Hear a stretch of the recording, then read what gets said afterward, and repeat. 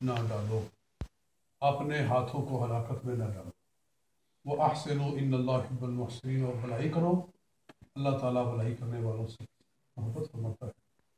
مطلب یہ ہے کہ جو آدمی بالکل اللہ کی راہ میں خرچ نہیں کرتا، وہ اپنے ہاتھوں کو ہلاکت میں ڈالتا ہے۔ اللہ تعالیٰ کو اس کا بخل ناپسند ہے، اور وہ اس کے مال کو اس کے لیے عذاب کا ذریعہ بنا دیتا ہے۔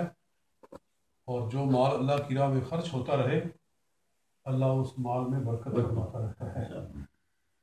اور حدیث مبارک ہے، سید عالم صلی اللہ علیہ وسلم نے ارشاد فرمایا کہ ما من یوم الا ينزل ملکان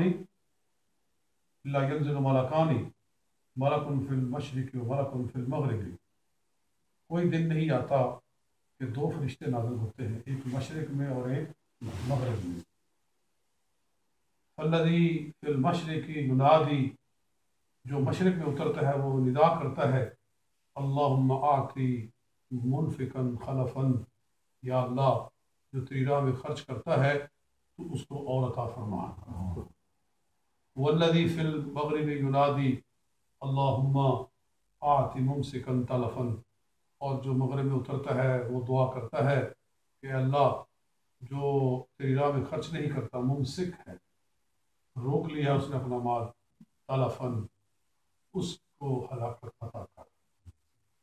تو فرشتے تو اللہ کے حکم سے ہی اترتے ہیں، اس کے حکم کے بغیر تو وہ حرکت بھی نہیں کرتے، تو وہ دعا کرتے ہیں، وہ بھی حکم الہی سے کرتے ہیں۔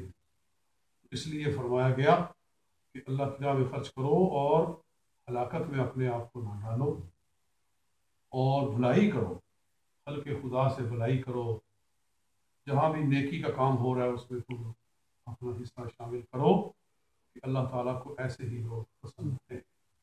میں ایک حدیث بیان کر کے بات کو ختم کرتا ہوں کہ مشکاہ شریف میں حدیث ہے کہ ایک آدمی نے دیکھا کہ سخت گرمی میں آسمان کے اوپر بدلی جمع ہوئی، اور بدلی میں سے آواز آئی کہ اے بادل، فلاں شخص کے باغ کو چل کے سیراب کر۔ تو بدلی ایک طرف کو چل پڑی، تو وہ آدمی بھی چل پڑا، ایک جگہ جا کے دیکھا کہ بڑا باغ ہے، بدلی اس کے اوپر رک گئی اور خوب برسی۔ نہ صرف یہ کہ وہ باغ جو ہے سرسبز ہوا، بلکہ آس پاس کا سارا علاقہ وہ بھی اس سے فائدہ مند ہوا، اور بارش جب برستی ہے، یہ تو نہیں کہ ایک ہی مکان کے اوپر برستی ہے، علاقے کے اوپر برستی ہے۔ تو وہ شخص اس باغ میں گیا، اور جو باغ میں شخص بیٹھا ہوا تھا مالک اس سے پوچھا کہ تیری کون سی نیکی ہے، آج میں نے عجب منظر دیکھا ہے، یہ جو بادل برسا ہے یہ فلاں جگہ پر میں نے دیکھا کہ اکٹھا ہو رہا تھا، اور اس میں سے میں نے تیرا نام سنا، تیرے نام کی آواز سنی، اور پھر یہ بادل یہاں آیا ہے، برسا ہے، تو تیری نیکی کون سی ہے جس کی وجہ سے تیرے لیے انتظام ہو رہے ہیں آسمانوں میں؟ تو اس نے کہا کہ میری کوئی نیکی نہیں، بس ایک نیکی میں کرتا ہوں جو مجھے معلوم ہے، وہ یہ ہے کہ میرے باغ سے جو پھل آتا ہے، نفع آتا ہے، اس کے میں 3 حصے کرتا ہوں۔ ایک حصہ میں واپس باغ میں لگا دیتا ہوں، اور ایک حصہ میں اپنے گھر والوں کے لیے، باغ بچوں کے کھانے پینے کے لیے رکھ لیتا ہوں، اور تیسرا حصہ اللہ کی راہ میں خرچ کرتا ہوں۔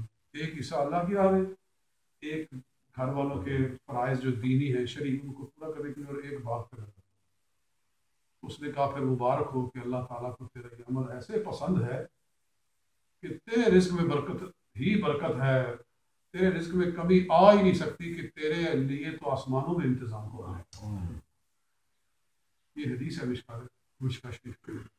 تو خیر آگے اللہ تعالیٰ شاسمت ہے کہ حج اور عمرہ کو اللہ کی رضا کے لیے پورا کرو، یعنی حج شروع کر لو تو پورا کرو، عمرہ جب شروع کر لیا اور پورا کرو۔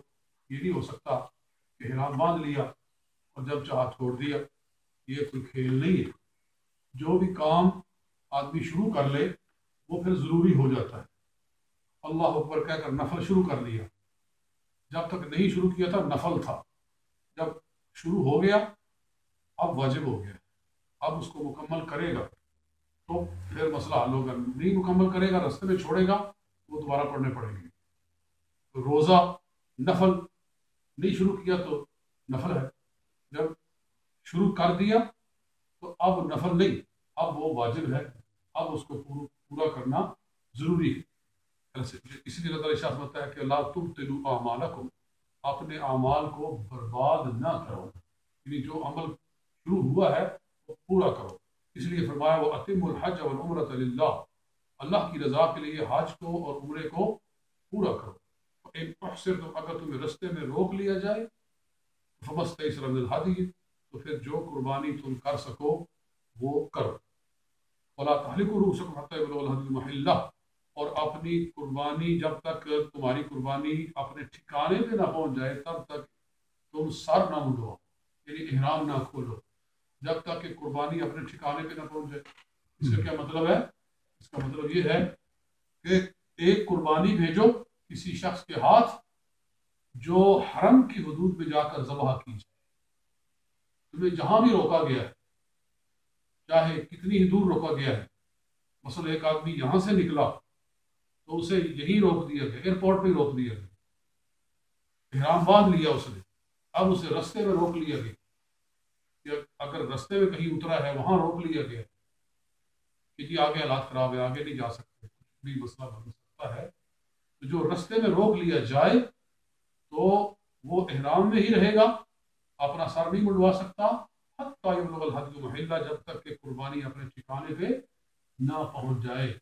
اور دوسرا فرمایا ہدیا بالغ الکعبہ، قربانی ہو جو کعبۃ اللہ تک پہنچے، مراد یہ ہے کہ حرم تک پہنچے.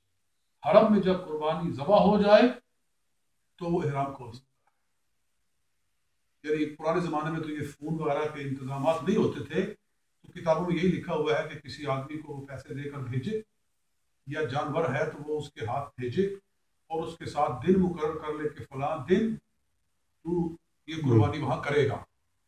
تو جب وہ دن آ جائے تو وہ اس دن کے گزرنے پر اپنا احرام کھول دے، اس بھروسے پر کہ اس کو بھیجا ہے تو وہ اس نے کر دی ہوگی قربانی. تو آج کل تو ویسے ہی پتہ چل جاتا ہے، ایک ایک لمحے کے سارے مسائل کا پتہ چلتا ہے. لہٰذا قانون یہ ہے کہ جب تک قربانی وہاں ذبح نہ ہو جائے تب تک وہ شخص جس کو رستے میں روکا گیا ہے، وہ عمرے کا احرام ہو یا حج کا احرام ہو، وہ کھول نہیں سکتا. اور اس پر حضور پاک صلی اللہ علیہ وسلم نے سب سے پہلے عمل فرمایا کہ جب حدیبیہ میں آپ کو روک لیا گیا تھا، آپ احرام باندھ کر نکلے تھے، صحابہ کرام ساتھ تھے، تو پھر آپ لوگوں نے قربانی بھیجی اور وہ جانور حرم میں ذبح کیے گئے، تو تب رسول اللہ صلی اللہ علیہ وسلم نے اور صحابہ کرام نے اپنے احرام کھولے. تو یہ اس اعمال کا مفہوم ہے.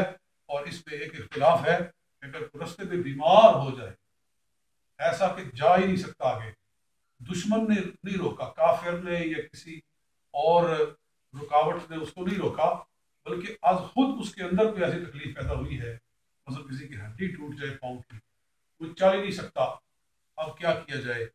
اس پر بھی یہی حکم جاری ہوتا ہے کہ نہیں ہوتا. باقی تین امام نہیں مانتے، لیکن امام ابو حنیفہ، امام اعظم ابو حنیفہ رحمۃ اللہ تعالیٰ علیہ فرماتے ہیں کہ یہ بھی اسی میں داخل ہے. اس پر بھی یہی ضروری ہے کہ یہ جو ہے اپنی طرف سے قربانی بھیجے، جب وہاں ذبح ہوگی تو یہ بھی اپنا احرام کھول سکتا ہے. تو یہ اس کا مفہوم اللہ تعالیٰ سمجھنے والے توفیق عطا فرمائے. وما علینا الا البلاغ.